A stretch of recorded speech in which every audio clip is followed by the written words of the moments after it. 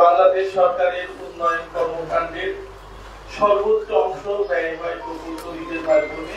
সেই প্রকৌশলীদের প্রাণের সংগঠন আইবি। 10ই জানুয়ারি, জুলাই আগস্ট গণ অভ্যুত্থান পরবর্তী এক বিশেষ পরিস্থিতিতে আমরা দায়িত্ব গ্রহণ করেছি।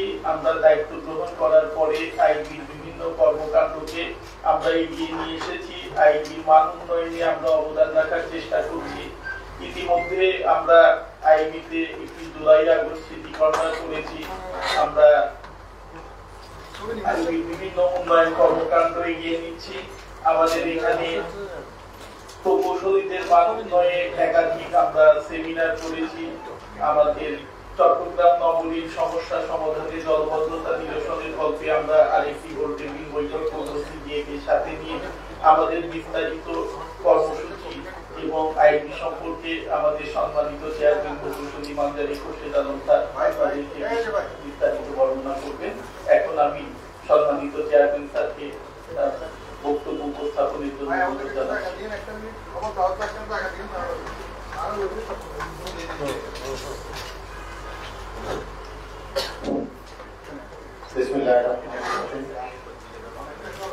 আইবি চট্টগ্রাম কেন্দ্রের উদ্যোগে আয়োজিত ইনস্টিটিউট অফ বাংলাদেশের ৭৭তম জন্মবার্ষিকী উপলক্ষে আজকের এই সাংবাদিক সম্মেলনে উপস্থিত অত্র কেন্দ্রের নির্বাহী বৃন্দ, কেন্দ্রের সাধারণ সম্পাদক, 2 ভাইস চেয়ারম্যান এবং আমাদের সিনিয়র প্রকৌশলী বৃন্দ, আইবি চট্টগ্রাম কাউন্সিল সদস্য বৃন্দ এবং সাংবাদিক সমাজের অঞ্চলে চট্টগ্রামের লিডার সাংবাদিক জাহিদুল করিম ওসিফাই সহ অন্যান্য শীর্ষস্থানীয় প্রিন্ট, ইলেকট্রনিক এবং অন্যান্য মিডিয়ার সাংবাদিক ভাইয়েরা, আসসালামু আলাইকুম।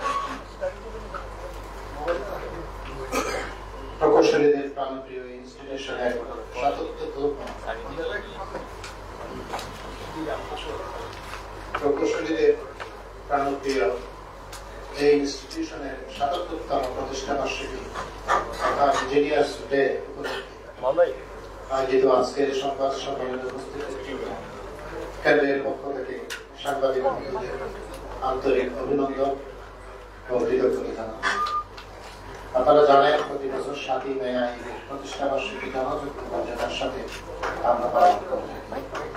আজকের সম্মেলনের শুরুতেই আমি গভীর শ্রদ্ধার সাথে স্মরণ করছি জুলাই গণ অভ্যুত্থানের শহীদ এদেশের ছাত্র জনতা সহ তরুণদের, যাদের আত্মত্যাগের ফলে আমরা একটি স্বৈরাচার মুক্ত পরিবেশ পেয়েছি।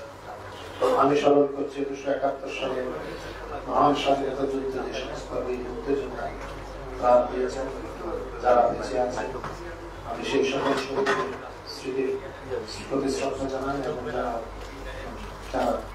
বিদায় দিয়েছেন তাদের আত্মার মাত্রা কামনা করছি। আমি একই সাথে শ্রদ্ধা করে স্মরণ করছি সেসব প্রকৌশলীদের যারা বিগত স্বৈর শাসনের সময় নানা রকম প্রাতিষ্ঠানিক ও পেশাগতভাবে নির্যাতনের শিকার হয়ে মানবতার জীবনযাপনে বাধ্য হয়েছে। শ্রদ্ধা করে স্মরণ করছি মুক্তিযুদ্ধকালীন আইবি চট্টগ্রাম কেন্দ্রের চেয়ারম্যান শহীদ প্রকৌশলী নজরুল শামসুজ্জামান ও সম্মানী সম্পাদক শহীদ প্রকৌশলী মোরশেদ সহ মুক্তিযুদ্ধের সকল শহীদদের, যাদের মহান আত্মত্যাগের বিনিময়ে বাংলাদেশ স্বাধীনতা অর্জন করেছে। একই সাথে শ্রদ্ধা নিবেদন করছি 52 ভাষা আন্দোলন থেকে শুরু করে গণতন্ত্রের জন্য যারা সংগ্রাম করে আত্মাহুতি দিয়েছেন সেই সকল বীর সংগ্রামী শহীদদের প্রতি। আমি আরো শ্রদ্ধা নিবেদন করছি প্রতিষ্ঠা লগ্ন থেকে যারা এই প্রতিষ্ঠানের ক্রমোন্নতিতে নেতৃত্ব দিয়েছেন, সহায়তা করেছেন, তাদের সকলের প্রতি। একই সাথে স্মরণ করছি প্রকৌশলী MA পাস যেসব তরুণীয় প্রকৌশলী যাদের হাতে পতিত হয়েছে এই প্রতিষ্ঠানের ভিত্তিভূমি।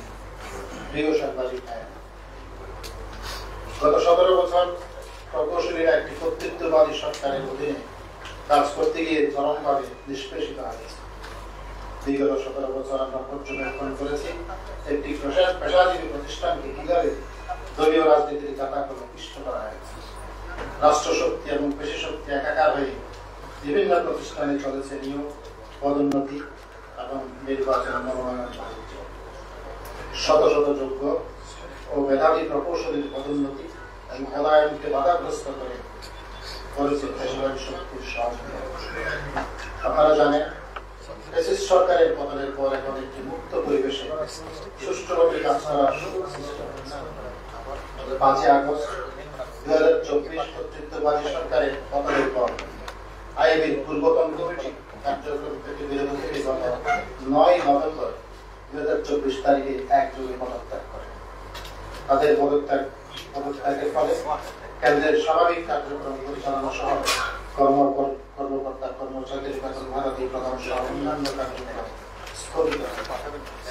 এই প্রেক্ষাপটে আইবি চট্টগ্রাম কেন্দ্রের কার্যক্রম চলমান রাখার লক্ষ্যে চট্টগ্রামের বিভিন্ন প্রতিষ্ঠানে কর্মরত ঊর্ধ্বতন প্রকৌশলীবৃন্দ সহ বিপুল সংখ্যক সাধারণ প্রকৌশলীদের উপস্থিতি সাধারণ সদস্যরা 10 জানুয়ারি 2025 বিকাল 4টায় এক বিশেষ সাধারণ সভায় আইবি চট্টগ্রাম কেন্দ্রে অনুষ্ঠিত হয়। সভায় প্রকৌশলীগণ আইবি চট্টগ্রাম কেন্দ্রের সাংগঠনিক স্বাভাবিক কার্যক্রম পরিচালনা করার জন্য কেন্দ্রের নির্বাহী কমিটি, কেন্দ্রীয় কাউন্সিল সদস্য ও ইআরসির জন্য পূর্ণাঙ্গ কমিটি গঠন করা হয়। গঠিত কমিটি সহ দায়িত্ব গ্রহণের পর চট্টগ্রাম কেন্দ্র সকল প্রকৌশলীদের অংশগ্রহণে কেন্দ্রের দৈনন্দিন কার্যক্রম সুচারুরূপে নিয়মিত চলমান রয়েছে। এছাড়াও আইবি চট্টগ্রাম কেন্দ্র কর্তৃক আন্তর্জাতিক মাতৃভাষা দিবস, মহান স্বাধীনতা দিবস, বাংলা নববর্ষ, জন গুরুত্বপূর্ণ বিষয় সেমিনার, আভ্যন্তরীণ ক্রীড়া প্রতিযোগিতা 2025, ইফতার মাহফিল ও কাউন্সিল সভা আয়োজন সহ প্রকৌশলীদের স্বার্থ সংশ্লিষ্ট বিষয়ে সকল পদক্ষেপ গ্রহণ সহ যাবতীয় কার্যক্রম চলমান রয়েছে। আমরা বর্তমানে এই মুক্ত পরিবেশে একটি অরাজনৈতিক ও কল্যাণমুখী পেশাজীবী প্রতিষ্ঠান হিসেবে আইবি চট্টগ্রাম কেন্দ্রের ভাবমূর্তি পুনরুদ্ধার করার জন্য প্রচেষ্টা চালিয়ে যাচ্ছে। প্রিয় সাংবাদিক ভাইরা, আপনাদের সাথে মত বিনিময় করার সুযোগ পেয়ে নিজেদেরকে ভাগ্যবান মনে করছি।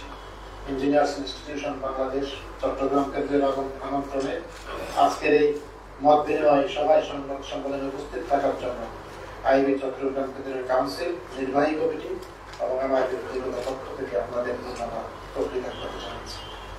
চিন্তা চেতনায় দেশের অগ্রসর সুশীল সমাজ ও মুক্ত মুক্তি চর্চার অন্যতম প্রতিনিধিত্বকারী হিসেবে সাংবাদিকদের সঙ্গে মত বিনিময়ের জন্য আইবির প্রতিষ্ঠা বার্ষিকী ইঞ্জিনিয়ার্স ডে উপলক্ষে প্রতি বছরের মতো আজকের সাংবাদিক সম্মেলন আহ্বান করা হয়েছে। তবে আজকের অনুষ্ঠানকে সাংবাদিক সম্মেলন হচ্ছে আপনাদের সঙ্গে শুভেচ্ছা ও মত বিনিময় সভা হিসেবে আমরা অধিক গুরুত্বপূর্ণ বলে মনে করছি। দেশ ও সমাজের ইতিবাচক পরিবর্তন সহ সমাজের সামগ্রিক কল্যাণে সাংবাদিকরা দেশের বিবেক হিসেবে অনন্য ভূমিকা পালন করে আসে। অপরদিকে দেশের সামগ্রিক উন্নয়নে প্রকৌশলীদের ভূমিকা অনস্বীকার্য।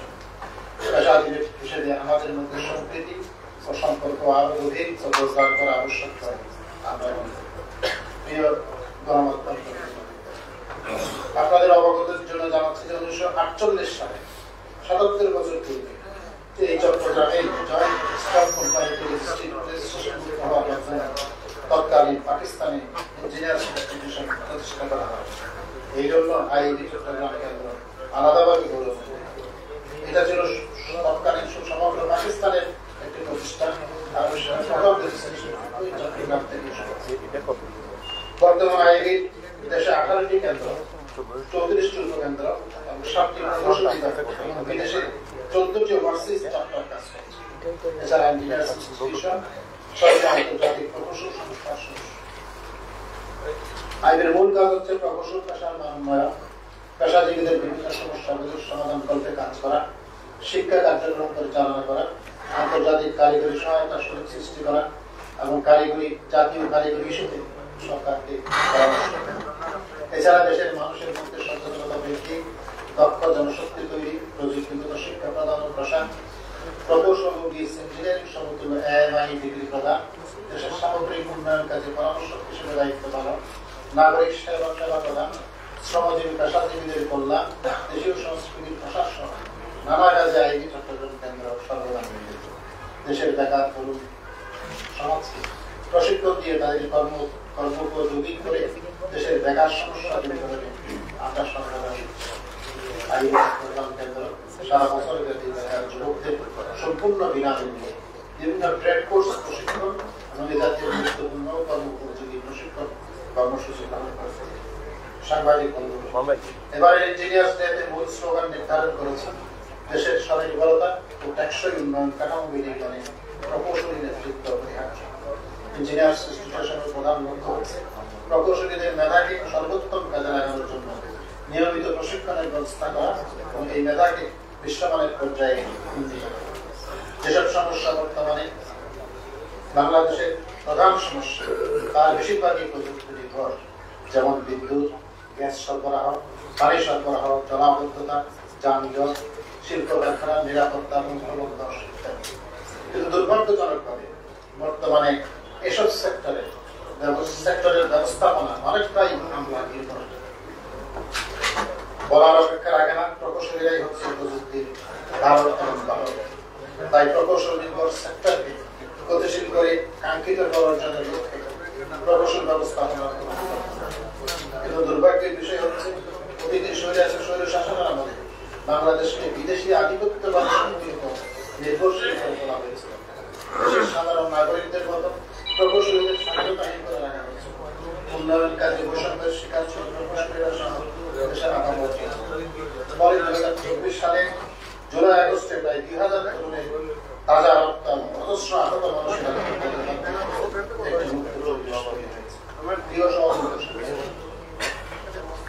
আমি জানি এখন হচ্ছে বাংলাদেশকে আধুনিক রাষ্ট্র হিসেবে গড়ে তুলে বিশ্বের মানচিত্রে সসম্মানে প্রতিষ্ঠিত করার জন্য প্রতিটি বিষয়ে গত 15 বছর দেশে কোটি কোটি টাকা পাচারের লক্ষ্যে দেশকে বিদেশে বাংলাদেশের বহু মেধাবী প্রকৌশলী বিদেশি সুনামের সাথে কাজ করছে, যাদের মেধাকে আমরা কাজে লাগাতে পারি। আপনাদের অবগতি বিবেচনার জন্য দেশের পরনির্ভরশীলতা বিষয়ে কিছু উদাহরণ বাংলাদেশের সরকারি ও বেসরকারি প্রায় সকল প্রকৌশল প্রতিষ্ঠানে অপ্রকৌশলীরা নেতৃত্ব প্রদান করছে। ফলে উপযুক্ত সিদ্ধান্ত গ্রহণে জটিলতা ও সময় বিলম্বিত ও আমলাতান্ত্রিক সিদ্ধান্তের কারণে দেশের মূল্যবান সময় এবং অর্থের অপচয় করছে। এর ফলে টেকসই উন্নয়ন বাধাগ্রস্ত হচ্ছে। দেশের প্রাইভেট সেক্টরগুলোতে বিশেষজ্ঞ আমদানির নামে বিদেশ নির্ভর তৈরি করা হয়েছে। অথচ এদেশে অনেক মেধাবী প্রকৌশলী রয়েছেন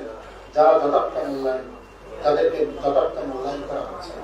অবমূল্যায়নের কষ্টে তারা দেশ ছেড়ে বিদেশে বাড়ি জমাচ্ছেন এবং সেসব দেশের কাছে মূল্যবান অবদান রাখছেন, যা থেকে আমরা বঞ্চিত হচ্ছি। গুরুত্বপূর্ণ বৃহৎ উন্নয়ন প্রকল্পে বিদেশি ঠিকাদার এবং কর্মী নিয়োগ করা হয়। ফলে এদেশের মেধাবী ছেলে মেয়েরা বেকার থাকছে এবং হতাশায়ী হচ্ছে। উপযুক্ততা থাকা সত্ত্বেও দেশীয় ঠিকাদাররা কাজ পাচ্ছে না। দেশের যন্ত্রপাতি তৈরির উদ্যোগ না নিয়ে বিদেশ থেকে যন্ত্রপাতি আমদানির নামে বৈদেশিক মুদ্রার অপচয় ঘটানো হয় এবং দেশের ভারী উৎপাদন শিল্প স্থাপনে যথাযথ পদক্ষেপ নেওয়া হচ্ছে। কারিগরি ও পেশাগত উচ্চশিক্ষার ক্ষেত্রে মেধাবীরা সুযোগ পাচ্ছে না। একসময় মালয়েশিয়ার মতো দেশ থেকে উচ্চতর শিক্ষা গ্রহণের জন্য শিক্ষার্থীরা এদেশে আসত। এখন উচ্চতর শিক্ষার জন্য আমাদের দেশের সন্তানদের বিদেশ নির্ভর করে তোলা হয়েছে। একটি দেশের উন্নয়নের জন্য জ্বালানি একটি গুরুত্বপূর্ণ বিষয়। আমাদের দেশে প্রাকৃতিক জ্বালানির ব্যাপক সম্ভাবনা থাকা সত্ত্বেও তা উত্তোলনের উদ্যোগ যথাযথভাবে পরিলক্ষিত হয়। গ্যাস এবং পেট্রোলিয়াম জাতীয় দ্রব্য বিদেশ থেকে আমদানি করতে হয়, যা আমরা আনতে পারি। দেশের শিল্প উন্নয়নে বিদ্যুৎ অপরিহার্য, কিন্তু এখানে নামে হাজার হাজার কোটি টাকা বাঁচা করা হয়েছে। অথচ নদীমাতৃক দেশে সৌর বিদ্যুৎ, বায়ুতারিত বিদ্যুৎ কিংবা জলবিদ্যুৎ উৎপাদনে তেমন কোনো উদ্যোগ গ্রহণ করা হয়। অপরদিকে ভারত থেকে আদানির বিদ্যুৎ কেন্দ্রকে বিদ্যুৎ আমদানির মাধ্যমে দেশকে ভারতের উপর নির্ভরশীল করা হয়েছে। আরো যেসব ক্ষেত্রে প্রয়োজনীয় অপ্রয়োজনীয় কোনো নির্ভরশীলতা রয়েছে, সেগুলোর মধ্যে চিকিৎসা ক্ষেত্র, আইসিটি, সামরিক যন্ত্রপাতি ও যোগাযোগ অথচ দেশকে এগিয়ে নিয়ে যাওয়ার জন্য এসব ক্ষেত্রে স্বনির্ভর হয়ে ওঠা অত্যন্ত জরুরি। স্বনির্ভরতা অন্যদের সরকারি বেসরকারি সকল প্রকৌশলীদের উৎসাহজনক কর্মপরিবেশ নিশ্চিত করা, ভোট করা এবং প্রকৌশল সেক্টরের সর্বস্তরে প্রকৌশল ব্যবস্থাপনা এখন সময়। এছাড়াও বিদেশি প্রযুক্তি দেশে স্থানান্তরের ব্যাপারে আন্তর্জাতিক বিধিবিধান অনুসরণ করা যায়। বিদেশি বিশেষজ্ঞ প্রবেশ আসবার পাশাপাশি বৈদেশিক মুদ্রার অপচয় কমতে নিঃসন্দেহ। এ লক্ষ্য অর্জনে সরকারের কাছে অন্যান্য প্রকৌশল কর্মকাণ্ড দীর্ঘ সংস্থার শীর্ষ পদে প্রকৌশলীদের পদায়ন করা এখন সময়। সম্মানিত সাংবাদিক, দেশের অন্যান্য পেশাজীবীদের সংগঠনগুলো থেকে আইনের মৌলিক পার্থক্য হচ্ছে এটি কোনো সমিতি, ক্লাব কিংবা ইউনিয়ন নয়। আইবি সরকারের নিয়মিত অনুদান প্রাপ্ত একটি ইনস্টিটিউশন এর কর্মকাণ্ড পরিচালিত হয়। এখান থেকে স্নাতক প্রকৌশলীদের সমমর্যাদা সম্পন্ন এএমআই কোর্স পরিচালনা ও সাময়িক সনদ প্রদান করা হয়। আমরা প্রতিনিয়ত পেশাগত দক্ষতা বৃদ্ধির জন্য প্রশিক্ষণ কর্মশালা, বিভিন্ন জাতীয় ও স্থানীয় গুরুত্বপূর্ণ বিষয়ে সেমিনার, আলোচনা সভা, গোল টেবিল বৈঠক, মুক্ত আলোচনা, ক্রীড়া ও সাংস্কৃতিক কর্মকাণ্ড এবং জাতীয় কর্মসূচি পালন করে থাকে। ব্যাপক কর্মকাণ্ডের কারণে এই কেন্দ্র 1996, 97, 99, 2001, 3, 4, 5, 8, 9, 11, 12, 17, 22 ও 23 সালের জন্য সারা দেশের মধ্যে শ্রেষ্ঠ কেন্দ্র নির্বাচিত হয়। সমাগত সাংবাদিক ভাইরা, আপনাদের মাধ্যমে নিম্নলিখিত দাবিসমূহ সংশ্লিষ্ট কর্তৃপক্ষের কাছে তুলে ধরতে চাই। প্রকৌশলী সংস্থা সমূহের শীর্ষ পদগুলোতে প্রকৌশলীদেরকে পদায়ন করা, প্রকৌশলীদের পদোন্নতি ও পদায়ন নিশ্চিত করা, ডিগ্রিধারী পলিটেকনিক্যাল শিক্ষকদের বর্তমান চাকরি কাঠামো পরিবর্তন, বিভিন্ন প্রকৌশল সংস্থা সমূহকে বিসিএস এনারভুক্ত করা, বেসরকারি প্রকৌশলীদের জন্য চাকরি প্রদান করা, বিভিন্ন প্রজেক্ট ডাইরেক্টর হিসেবে প্রকৌশলীদের নিয়োগ করা, বিশেষ সেবা আমদানির নামে বিদেশি কারিগর ও প্রকৌশলীদেরকে বাংলাদেশে নিয়োগ বন্ধ করে দেশীয় মেধাবী প্রকৌশলীদের নিয়োগ করা। প্রিয় সাংবাদিক ভাইরা, আজ সকালে রক্তদান কর্মসূচির মাধ্যমে দুনিয়াব্যাপী ইঞ্জিনিয়ার্স ডে পালনের কর্মসূচি শুরু হচ্ছে। আপনাদের সাথে এখন শুভেচ্ছা জ্ঞাপন এবং মত বিনিময় চলমান রয়েছে। আগামীকাল 7 মে দিনব্যাপী বিভিন্ন কর্মসূচি পালিত হবে। এসব কর্মসূচির মধ্যে রয়েছে সকাল 9টায় জাতীয় পতাকা এবং আইবির পতাকা উত্তোলন, সকাল 9:10 শপথ বাক্য পাঠ এবং 9:30 বর্ণাঢ্য র্যালি, বিকেল 5টায় জুলাই আগস্ট গণ অভ্যুত্থানে আহতদের সহায়তা, সন্ধ্যা 6টায় ফ্রি মেডিকেল চেক আপ, সন্ধ্যা 6:30 আভ্যন্তরীণ ক্রীড়া 2025 প্রতিযোগিতায় বিজয়ের মাঝে পুরস্কার বিতরণ করা, 7:30 সন্ধ্যা 7:30 প্রকৌশল পেশা ও সমাজ সেবায় কৃতিত্বপূর্ণ অবদান রাখায় প্রকৌশলীদের বিশেষ সম্মাননা, রাত 8টায় ভিডিও প্রেজেন্টেশন, রাত 8:30 স্মৃতিচারণ এবং সবশেষে নৈশভোজ, সঙ্গীতানুষ্ঠান এবং আইবির সব অনুষ্ঠানে আপনাদের উপস্থিতি আমরা প্রত্যাশা করছি। সংবাদ মাধ্যমের প্রিয় পেশাজীবী বন্ধুরা, আজকের সাংবাদিক সম্মেলনে আইবি চট্টগ্রাম কেন্দ্রের নির্বাহী কর্মকর্তাবৃন্দ, জাতীয় কাউন্সিল সদস্যবৃন্দ, কাউন্সিল সদস্যগণ এবং ইআরসিদের মধ্যে অনেকেই উপস্থিত রয়েছে। আপনাদের যে কোনো তথ্য জানানোর জন্য আমরা প্রস্তুত রয়েছি। আমাদের আমন্ত্রণে আজ আপনাদের সহযোগী উপস্থিতির জন্য পুনরায় অভিনন্দন জানাচ্ছি। আশা করি সকল ক্ষেত্রে আপনাদের সর্বাত্মক সহযোগিতা অতীতের ন্যায় অব্যাহত থাকবে এবং আমাদের মধ্যে সৌহার্দ্য, ভ্রাতৃত্ব সম্পর্ক ভবিষ্যতে আরো গভীর ও জোরদার হবে। সাংবাদিক বন্ধুগণ, আপনাদের বহুল প্রকাশিত প্রচারিত প্রিন্ট, ইলেকট্রনিক মিডিয়ায় আইবি ৭৭তম প্রতিষ্ঠা বার্ষিকী উপলক্ষে আয়োজিত আইবি চট্টগ্রাম কেন্দ্রের এই সংবাদ সম্মেলনের বিস্তারিত বিবরণ প্রকাশ ও প্রচারের জন্য সবিনয় অনুরোধ জানাচ্ছি। সবাইকে ধন্যবাদ। প্রকৌশলী মঞ্চার 21 শতাংশ চেয়ারম্যান আইবি চট্টগ্রাম, তারিখ 6 মে 2025। প্রশ্ন হলো আমার, আমি রাজনীতি কমিশনে আছি, কোন প্রতিষ্ঠানে? আমার প্রথম কালকে অনুষ্ঠানে হবে এবং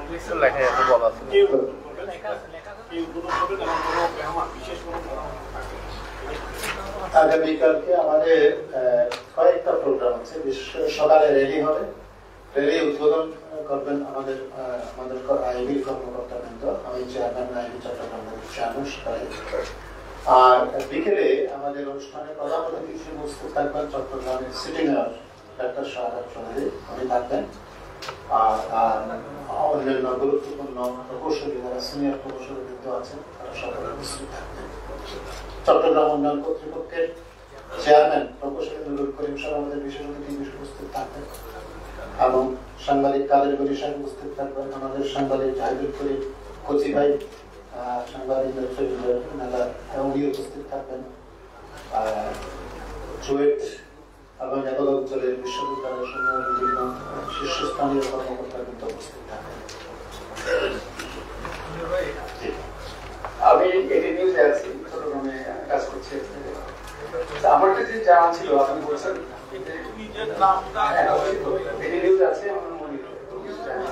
আচ্ছা, আমার যেটা জানা ছিল যে গত 17 বছর আওয়ামী সরকার আমাদের যেসব প্রকৌশলীরা যুক্ত ছিলেন, চট্টগ্রামে অনেকগুলো উন্নয়ন প্রকল্প হয়েছে, ফ্লাইওভার থেকে আরম্ভ করে ভূমিকম্প হলে আসলে আমরা কি ধরনের ঝুঁকিতে আছি বা এর সঠিকভাবে হয়েছে কিনা একজন প্রকৌশলী হিসেবে আপনি কিভাবে দেখছেন আসলে কাজগুলো? এ ব্যাপারে বিগত 17 বছরে আপনার প্রশ্নের শুরুতেই ছিল 17 বছরের কার্যক্রম, মোটামুটি 17 বছর তারও আগে থেকেই এই ভূমিকম্প ইস্যুতে আইবি চট্টগ্রাম কেন্দ্র বিভিন্ন সময় সংবাদ সম্মেলন করেছি, আমরা জরিপ করেছি এবং তার রেজাল্টগুলো আমরা বিভিন্ন সময় প্রচার করেছি। আমাদের এই অঞ্চলে কিন্তু ভূমিকম্প করে প্রতিকার বিশেষজ্ঞ চট্টগ্রামে আছেন, তাদের সহায়তায় আমরা এই সম্প্রচার কাজ করেছি, জনগণকে জানিয়েছি এখানে কিরকম বিপজ্জনক সম্পর্কে আমরা আছি। এটা আইনের পক্ষে তো এটা সমাধান করা আমরা জানিয়ে দিতে পারি, অ্যাওয়ারনেস সৃষ্টি করতে পারি, পরামর্শ সেটা দেওয়া হয়েছে এবং এখনো সেই প্রক্রিয়া চলমান আছে। আমরা দুর্নীতির তথ্য জানতে পারছিলাম যে প্রকৌশলীরা যারা ছিলেন তারা আসলে কাজগুলো সঠিকভাবে হয়েছে কিনা বা আপনি কি মনে করেন? হ্যাঁ, এখানে তো যেমন আমাদের ডক্টর প্রকৌশলী জাহাঙ্গীর আলম আছেন, আমাদের প্রয়াত প্রকৌশলী ইঞ্জিনিয়ার আলী আশরাফ সাহেব, ওনারা এ ব্যাপারে দিকপালের ভূমিকা পালন করেছেন, যথাযথভাবে কাজ করেছেন। এই ব্যাপারে আমরা বিল্ডিং কোডে যাতে সিডিএম চেয়ারম্যান মহোদয়কে জানিয়েছি যে ইমারত নির্মাণের ক্ষেত্রে যাতে বিএনপিসি বিল্ডিং কোডটা মেনে ইমারত নির্মাণ করা হয়, সেক্ষেত্রে ভূমিকম্পের ঝুঁকি অনেক কমায় ফেলা যাবে। এই ব্যাপারে একটা সিডিএম চেয়ারম্যানের সঙ্গে আলোচনা করেছি। আমি ফারুকুল কালেক্টর আছি। এরকম একটা প্রেস কনফারেন্সে বিষয়টা আসছিল, সেটা হলো আওয়ামী লীগ যখন এখানে ছিল তাদের দুটো প্যানেলের একটা প্যানেলে গোয়েন্দা সংস্থা দিয়ে নির্বাচনে এই মনোনয়নপত্র জমা দিতে চাই, আপনাদেরকে তো পরের কথা। তো যারা এই দুর্বৃত্তায়নে জড়িত ছিল আপনারা প্রাতিষ্ঠানিকভাবে তাদের বিরুদ্ধে কোনো পদক্ষেপ নিচ্ছেন কিনা? দেখুন, আমরা সকলেই প্রকৌশলী, দিন শেষে আমরা মনে করি যে যারা অতীত ছিল, যারা 17 বছর ছিল, তারা এখন আছে, আমরা সবাই প্রকৌশলী। মানুষের ব্যক্তিগত হতে পারে, তবে যে কথাটা আপনি বলেছেন এটা সত্যি। নির্বাচনের সময় অন্যান্য প্রতিষ্ঠানে দেশের নির্বাচন যেরকম হতো, তখন যে একটা নির্বাচন সঠিকভাবে হয়েছিল, কিন্তু পরবর্তী নির্বাচনগুলো আমাদের দেশে অন্যান্য চলমান যেগুলো ছিল ওই রকমই চিত্র ছিল। যারা নিউট্রাল আছেন তারা এখানে ভোট দিতে আসতে পারেন। আমাদের কনস্টিটিউশনে আছে যে এভাবে কোনো প্রচার করা যাবে না। আইবি কেন্দ্র থেকে একটা বুলেটিন প্রচার করা হবে, প্রত্যেক প্রার্থীর ছবি সহ তার বিভিন্ন বৃত্তান্ত পরিচিতি বুলেটিনই থাকে, সবার কাছে পৌঁছে দেওয়া হয়, কিন্তু কোনো প্রচার করা যাবে না। আমরা দেখেছি বিভিন্ন মন্ত্রী মনে করেন যে বিদ্যুৎ বিভাগে চট্টগ্রামের প্রায় 300-400 প্রকৌশলী আছে। বিদ্যুৎ মন্ত্রী নিজে এসে ইলেকশনের আগে প্রত্যেক অফিসে গিয়ে সবাইকে বলেছে যে এই প্যানেলে ভোট দিতে হবে।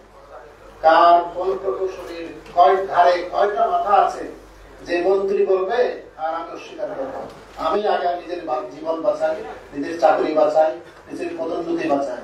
এই জন্য তারা নীরবে সেই কথাগুলো সহ্য করেছেন এবং স্বাধীনভাবে মত প্রকাশের সুবিধা রাখতে পারবে। আর নির্বাচন যখন আসে, মনোনয়নপত্র দাখিলের আগে নানাবিধ চাপ প্রয়োগ করা হতো, কাউকে ট্রান্সফার করা হতো, কাউকে চাকরির ভয় দেখাতো, কাউকে পদোন্নতির ভয় দেখাতো, এবং এমনও বলা হতো তোমরা ভোট দিয়ে ভোটের একটা কপি আমাদেরকে দিয়ে ওইখানে না পেলে ভোট কেন্দ্রে মানে পাশে না পেলে আমাদের কাছে দিয়ে নিয়ে আসবে, আমরা দেখবো তুমি ওই প্যানেলে ভোট দিয়েছো। এইভাবে নির্বাচনে প্রভাব বিস্তার করা হয়েছে। ধন্যবাদ। আপনি বললেন যে তাদের বিরুদ্ধে কোনো শাস্তিমূলক ব্যবস্থা নেওয়া হয়েছে, তাদের সবচেয়ে বড় শাস্তি হচ্ছে তারা নিজেরাই এখন আর আইডিতে আসতে পারে না, তারা নিজেরাই পদত্যাগ করে নিজেদের মতো চলে গেছে। আইডি এই যে এত কর্মকাণ্ড হচ্ছে, আজকেরও এখানে যে সাংবাদিক সম্মেলন আসছি তারা কেউ এখানে উপস্থিত হয় নাই, তারপরেও আমরা তাদের অতীতের কর্মকাণ্ড আর্থিক ব্যাপারগুলো তদন্ত করে দেখছি। আমাদের কাছে কিছু ব্যাপার কক্সবাজারের একটা জমি বেচা কেনা নিয়ে সেটা দুর্নীতি পরিলক্ষিত হইতে আরো যেগুলো তদন্তাধীন আছে আমরা আশা করি যে সেইগুলোর উপর যথাযথ ব্যবস্থা গ্রহণ করতে পারবো। আমরা কাউকে এখানে আসার জন্য কিন্তু নিষেধ করছি, তা সত্ত্বেও ওরা এখানে আসা থেকে বিরত।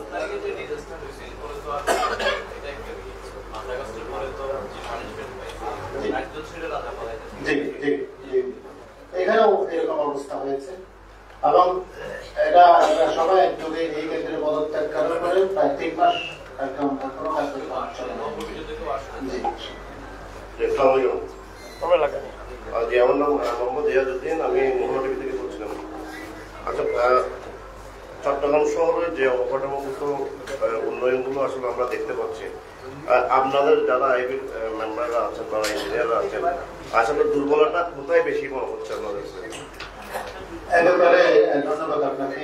চট্টগ্রাম শহরের অবকাঠামোগত দুর্বলতা, সেখানেও আমি বলবো যে প্রক্রিয়ায় অবকাঠামোগুলো তৈরি হওয়া উচিত, যে প্ল্যান সিডিএ থেকে, বিশেষ করে সিডিএ এর ব্যাপারে কর্তৃত্বশীল মানে অবকাঠামোগত ব্যাপারে তারা যেভাবে প্ল্যান দিয়ে থাকেন ঠিক একইভাবে সেইভাবে হচ্ছে কিনা সেটা দেখার জন্য যতটুকু গুরুত্ব ম্যান পাওয়ার সিডিএর মধ্যে নেই। আমি আমার বক্তৃতায় সিডিএকে বলছি, আমি বর্তমানে মেম্বার। তো এখানে বিল্ডিং তৈরি করার সময় তার চারপাশে যে কিছু ক্লিয়ারেন্স রাখতে হয়, রাস্তা থেকে কতটুকু ডিস্টেন্স রাখতে, এগুলো না করেই তারা ভবন তৈরি করা হচ্ছে। এবং সেখানে দেখা যায় যে মাঝখানে কোনো একটা যদি ভবনে আগুন লাগে সেখানে ভেঙে যাওয়ার কোনো সুযোগ নেই। আমরা রিসেন্টলি বাকলিয়াতে একটা খাল খননের কাজে আমি গিয়েছিলাম, দেখলাম যে ওখানে একটা বিদারুণ মানে করুণ অবস্থা। কোন একটা দুর্ঘটনা ঘটলে রেস্কিউ করার জন্য কোনো মিনস নেই। এটা একদিকে হয় না, দীর্ঘদিন ধরে ল্যাক অফ সুপারভিশন। আমরা যারা এই বিপদে দায়িত্বশীল ছিলেন সিরিয়াতে এবং অন্যান্য প্রতিষ্ঠানে, ওনাদের পক্ষ থেকে যদি বিল্ডিং করার সময় যদি যথাযথ নজরদারি করা হতো তাহলে কিন্তু আজকের ব্যবস্থা হতো। বেশিরভাগ ক্ষেত্রে আমরা অনেকটা দায়সারা গোছের কাজ করেছি আজকে, যার ফলে আমরা বললাম যে দীর্ঘদিন স্বাধীনতা অর্জন করেছি, আজকে প্রায় অর্ধ শতাব্দী পার হয়ে গেছে, কিন্তু আমরা যেই মানে আমাদের আসার কথা ছিল আমরা সে পর্যায়ে আসতে পারি। আচ্ছা, আরেকটা প্রশ্ন ছিল আমার, একটু জানতে চাইছিলাম আসলে আমি বেসিক্যালি কয়েকটা দেশে গিয়েছি, তাদের যে রাস্তাঘাটের যে উন্নয়ন, যে অবকাঠামো আমরা দেখতে পেয়েছি আসলে যে ঠিকাদারদেরকে কাজ দেওয়া হয় তারা একটা শর্ত সাপেক্ষে কাজগুলো 100 বছরে 50 বছরের একটা টার্গেট থাকে, এর মধ্যে কোনো ধরনের সমস্যা হলে তাদের ডেমালাস দিতে হবে, এ ধরনের একটা লিপিবদ্ধ থাকে। কিন্তু আমরা বাংলাদেশে দেখেছি গণপূর্ত বলেন, রুটসে বলেন, বিশেষ করে গণপূর্তের কথাই বলি, তারা যে কাজগুলো করে প্রতি বছরে সেই কাজগুলো আবার কন্টিনিউ রিটেন্ডার করে করে কাজগুলো করে। এবং আমি বিভিন্ন ঠিকাদারদের সাথে কথা বলেছি, তারা বলছে একটা দিয়ে যদি আজীবন চলে যায়, একটা কাজ করে যদি সারা জীবনের জন্য করে দিই তাহলে তার আমাদের মাথা পেটে ভাগ করবে না। এটা এই ধরনের যে চিন্তা ভাবনা, এগুলোকে আসলে আপনারা কিভাবে দেখছেন?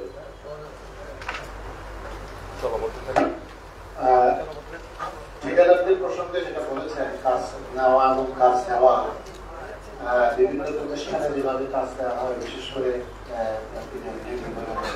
সিটি কর্পোরেশন বা জেলা সমূহে, আমরা বিগত 15-17 বছর ধরে যেটা প্রত্যক্ষ করেছি যে মনে করেন একটা এলাকায় এমপি মহোদয়ের সাথে ঘনিষ্ঠ 4-5 নির্দিষ্ট ঠিকাদার থাকে, এরা এইগুলো করে সব কাজগুলো করে যদি 5,000 কোটি টাকার কাজ হয়, সেখানে দেখা যায় যে কাজ হয় 1,000 কোটি টাকা, বাকি 4,000 কোটি টাকা এবং এরপরও কাজ যেটা সেটা অত্যন্ত নিম্নমানের।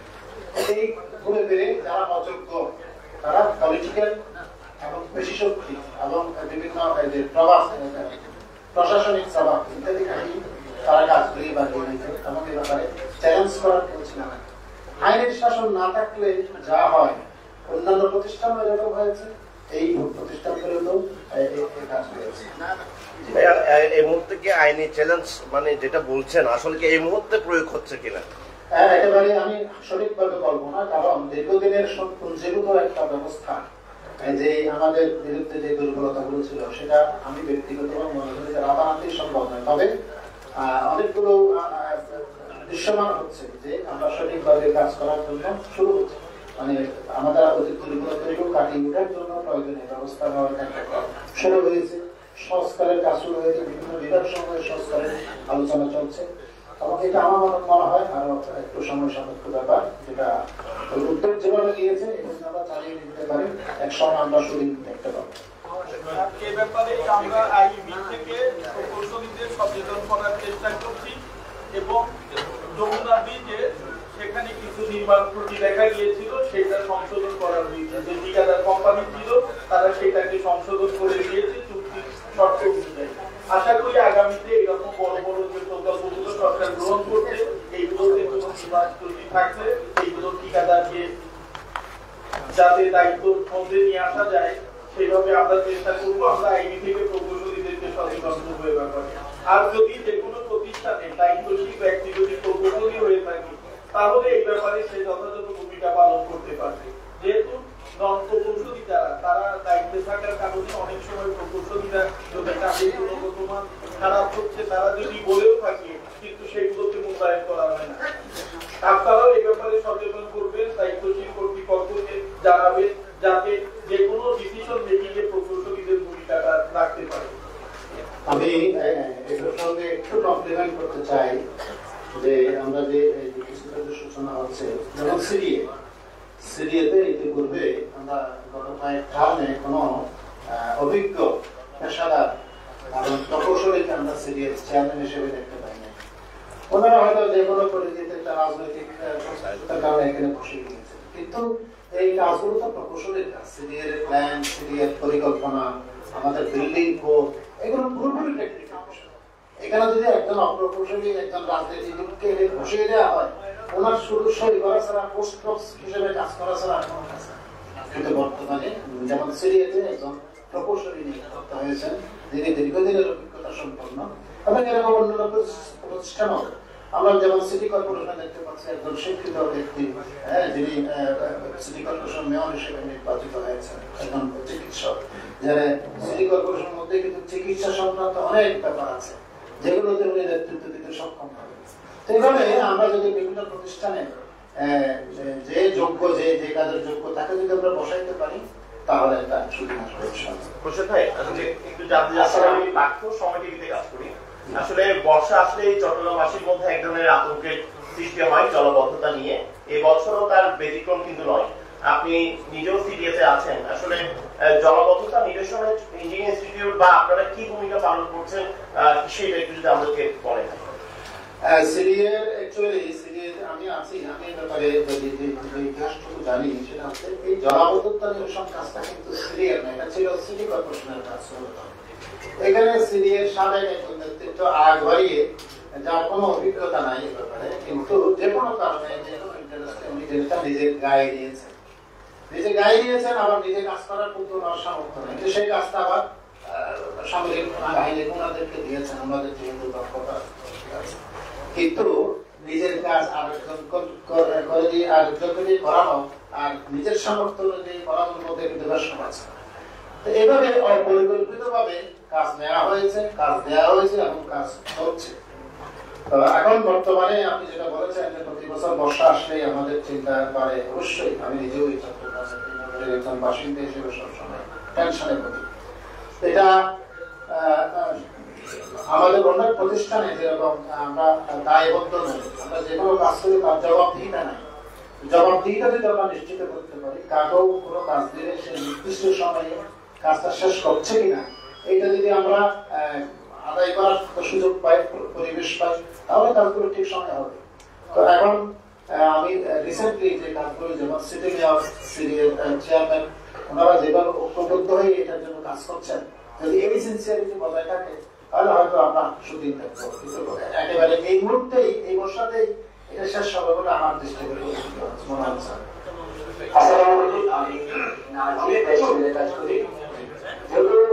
একটা ভিন্ন প্রসঙ্গের কথা ছিল, সেটা হচ্ছে যে দেশের বিভিন্ন জায়গায় বা সরকারি পর্যায়ে, উপজেলা, পৌরসভায় আমাদের প্রকৌশলীরা চাকরি করে থাকেন। আমরা দেখেছি বিভিন্ন সময় এই উপজেলায়, পৌরসভায়, বিভিন্ন জায়গায় যারা প্রকৌশলীরা রয়েছে তাদের বিভিন্ন অভিযোগ থাকে, ঠিকাদারদের সাথে মিলে টাকা তুলে ফেলে বা সরকারি স্কুল, কলেজ যেগুলো নির্মিত হয়, এগুলো কিছু অনেক সুবিধা থাকে। সেক্ষেত্রে আমাদের আইডি থেকে নিজেদের নৈতিকতার জায়গা থেকে আপনারা কোনো ব্যবস্থা নেন কিনা তাদের বিরুদ্ধে, বা যারা প্রকৌশলীরা কাজ করেন আপনাদের সাংগঠনিকভাবে কোনো তাদের ব্যবস্থা নেন কিনা সেটি জানতে চাইছি। আমি বলতে চাই যে এ ব্যাপারে আইবির মেম্বার হওয়ার ক্ষেত্রে আমাদের কিছু কমিটমেন্ট আছে, সেখানে নৈতিকতার একটা বড় প্রশ্ন। আমরা কোনো অবস্থাতেই অনৈতিক কাজে জড়াবো না, এটা আমাদের একটা কমিটমেন্ট আছে। কিন্তু তারপরেও বাংলাদেশ তো এটা তো প্রকৌশলীর সমাজের বাইরে মানুষ না, এবং এখানে যারা এরকম দুর্নীতিতে লিপ্ত হয় তাদের ব্যাপারে সংশ্লিষ্ট বিভাগ, এখানে নির্দিষ্ট বিভাগ ব্যবস্থা নিতে পারে। দুর্নীতি দমন কমিশন আছে, তারা যদি স্বাধীনভাবে এই কাজগুলো তদারকি করে তাহলে এই কাজটা দেখা দায়িত্ব তাদের। আমরা এখান থেকে তাদেরকে উপদেশ দেওয়া ছাড়া, তাদেরকে মোরালি ডেভেলপ করা ছাড়া আর বড় কিছু প্রশাসনিক ক্ষমতা কিন্তু আমাদের নাই। আমরা তাদেরকে মানসিকভাবে উদ্বুদ্ধ করতে পারি, যেটা আমরা আমাদের প্রতি মিটিং প্রতি বৈঠকে আমরা এগুলো বলে থাকি। এবং যার ফলে এখনো কিছু কাজ হচ্ছে, হয়তো কিছু অনৈতিক, আপনি যেটা বলেছেন সেটা ঠিক, কিন্তু তারপরে অনেক কাজ হইতে হচ্ছে। আমরা বর্তমান কমিটি থেকে দক্ষ প্রকৌশলীকে আইবি প্রতিনিধি হিসাবে বিভিন্ন উপজেলা এবং পৌরসভাতে প্রতিনিধি হিসাবে পাঠিয়েছি, যাতে এই কর্মকাণ্ডগুলো সুচারুভাবে সম্পন্ন হচ্ছে কিনা এবং কেউ দুর্নীতির সাথে জড়িত কিনা সেই ব্যাপারে তথ্য নেওয়ার জন্য। আশা করি আমরা যদি এই ধরনের তথ্য আরো বেশি পেয়ে থাকি তাহলে আমরা সেই প্রকৌশলীদেরকে সামাজিকভাবে বয়কট করতে পারি। যেহেতু এটার ব্যাপারে দুর্নীতি করলে দুর্নীতি দমন কমিশন আছে, প্রশাসন আছে, তাকে শাস্তি দিবে। আইবি কাউকে শাস্তি দিতে পারে না, আমরা তাদেরকে শুধু সামাজিকভাবে বয়কট করতে পারি। আমরা সময়ের একটা সীমাবদ্ধতা আছে, একটা প্রশ্ন দিতে চাচ্ছি আর কি, সর্বশেষ। একটু আমি একটু সাপ্লিমেন্ট করছি আমার ওই ভাইয়ের প্রশ্নের জবাবে। আমাদের আইবিতে মেম্বারদের জন্য ইথিক্স কমিটি একটা আছে। কোন যদি অভিযোগ আসে আইবিতে, আমরা সেন্টারে এটা কন্ট্রোল হয়, আমরা সেন্টার পাঠিয়ে দিই, তদন্ত হয়, যদি প্রমাণিত হয় তখন আমরা আমাদের অতটুকু করা যায় আমরা মেম্বারশিপ বাতিল করে দিতে পারি। এক। দুই নম্বর হচ্ছে আমাদের যে বর্ডার থেকে এয়ারপোর্ট পর্যন্ত যে প্রজেক্টটা আছে, আপনারা একজন ভাই প্রশ্ন করেছেন, আসলে এটাও একটা অপরিকল্পিত। আমাদের সিনিয়র অনেক প্রকৌশলীদের এটা ভিন্ন মত ছিল। আমাদের এই যে যানজটের ব্যাপারে আমাদের যে পাবলিক ট্রান্সপোর্ট যদি আমরা বাড়াতে না পারি তাহলে আমাদের চট্টগ্রাম শহর অবাকযোগ্য হয়ে যাবে ঢাকার মতো। এই জন্য আমাদের মেট্রো রেল বা মনোরেল আমাদের একটা প্রজেক্ট করা অত্যন্ত জরুরি। কিন্তু এখন যেভাবে অপরিকল্পিত ভাবে স্থাপনা হয়ে গেছে, এটা একটু ডিফিকাল্ট হয়ে গেছে। এখন আমাদেরকে চিন্তা করতে হচ্ছে এটাকে কিভাবে কম করে এই যে মেট্রো রেল চালু করা যায়, তাহলে আমাদের পাবলিক ট্রান্সপোর্ট কমে যাবে, পার্সোনাল ট্রান্সপোর্ট, ইন এডিশন আমাদের সময় এবং অর্থেও সাশ্রয় করে। ধন্যবাদ। লাস্ট প্রশ্ন যদি করেন। আমি চট্টগ্রাম ক্লাবের সদস্য সচিব এবং সিরিয়ার সম্মানিত মেম্বার অনুরোধ করছি।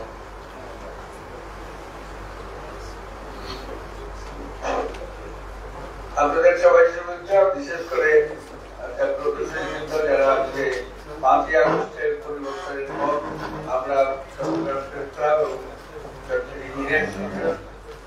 একত্রভাবে কাজ করেছি এবং আজকে এই কাজের সফল আমার বিপুল সংখ্যক সাংবাদিক আমার সাংবাদিক বন্ধুদেরকে শুভেচ্ছা জানাচ্ছি। তাদের প্রতি কৃতজ্ঞতা যে তারা আজকে আইবির এই পরিবর্তনের পর এখানে এসেছেন। আমি বিশ্বাস করি সাংবাদিক এবং চট্টগ্রাম প্রেস ক্লাব এবং ইঞ্জিনিয়ার্স যৌথভাবে কাজ করার মধ্য দিয়ে ফেস্টিভালের যে পতনের সেই ভবিষ্যতে যাতে ফেস্টিভালের শাসন আর কায়েম না হয় এবং ইঞ্জিনিয়াররা দেশপ্রেমের যে বিভিন্নভাবে দৃষ্টান্ত দেখে বিভিন্ন সময় তাদেরকে অভিনন্দন। আমরা বিশ্বাস করি আমরা সবাই একসাথে কাজ করব, আমাদের মতো কোনো বিরোধ নেই।